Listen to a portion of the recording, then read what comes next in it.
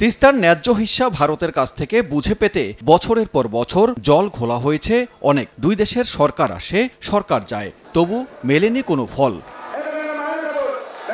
ঢাকা মহানগর উত্তরের আয়োজনে আলোচনা সভায় প্রধান অতিথির বক্তব্যে আওয়ামী লীগ সাধারণ সম্পাদক বললেন, পশ্চিমবঙ্গের মুখ্যমন্ত্রী তিস্তা চুক্তির প্রধান বাধা। এবার কিন্তু কোনো চুক্তি হয় নাই।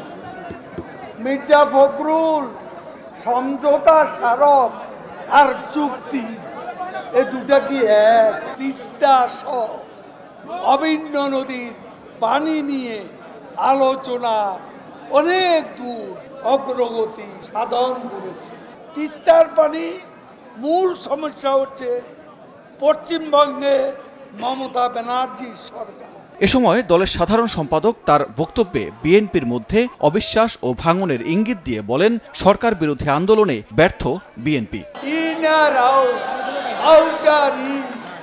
চলছে বিএনপিতে।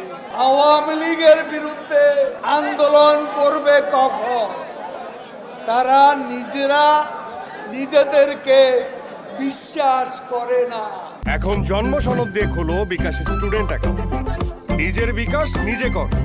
বঙ্গবন্ধু অ্যাভিনিউতে আলোচনা সভায় জঙ্গিবাদকে উস্কে দিয়ে দেশের জনগণকে ভয়াবহ পরিস্থিতির দিকে বিএনপি ঠেলে দেওয়ার ষড়যন্ত্র করছে বলে মন্তব্য করেন সভাপতি মণ্ডলীর সদস্য অ্যাডভোকেট কামরুল ইসলাম। জামাত বিএনপি গোষ্ঠী এখনো কিন্তু তার জঙ্গিবাদকে উস্কে দেওয়ার জন্য, জঙ্গিবাদকে অর্থের যোগানদাতা, আবার বাংলাদেশকে বিভিন্ন নামে তারা বাংলাদেশে একটা ভয়াবহ অবস্থা সৃষ্টির জন্য চেষ্টা করছে।